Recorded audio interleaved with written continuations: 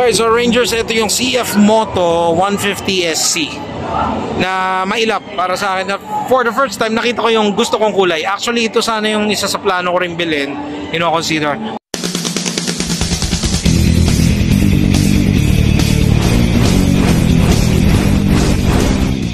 .150 or 149cc yung kanyang displacement, 10.5 kilowatt. Malakas-lakas na rin po, Rangers. 14.2 Newton meters at 8.5 liters yung kanyang fuel tank capacity. CVT po. And ang maganda dito, front and rear na rin po yung kanyang ABS. Yeah, boy. Yeah, boy. Dual channel ABS, and front tire is 110 by 70 by 14, rear is 130 by 70 by 13. 14 po yung harap. Disc brake po yung harap, disc brake yung likod. Front suspension po ay telescopic. Rear suspension is twin shock.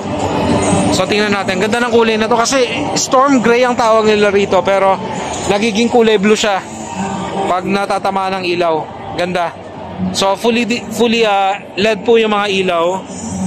And yung mga tapalodo na ginamit is okay na rin, magkatibay na rin po yan. And yun, yung windbreaker lang niya medyo kinapos lang na sana tinaasan, pero napapalitan naman, marami ng mga aftermarket. So ito yung logo ng CF Moto, and then ito yung kanyang body. Wala pong stickers, walang masyadong fancy decals. Ito lang, 150 SC lang yung 3D emblem niya rito. And then ito po yung tapakan. Ang maganda sa tapakan, size 9.5 po yung paa ko. Yan, for your reference. Ayan, yan po yan, ang aking paa. Right? Ang kanyang fuel tank, nandito po yan. Upuan, yes, maganda po. Sarap yan upuan, Rangers. Buksan natin. Malaki po yung kanyang upuan. At maganda rito, meron siyang spring. At two-way po yung kanyang bukas. Pwedeng ganyan, pwede rin itodo mo pag ganun. So, nice. So, two-way po Again, pwede mo mangyanyan, pwedeng ganyan lang. Alright, so napakaganda. At may gasket. Rangers, may gasket. Maganda, hindi papasukin ng ulan. And secured ang inyong mga gamit sa loob. Malaki po ang lalagyan. Malaki po ito. Parang sa PCX.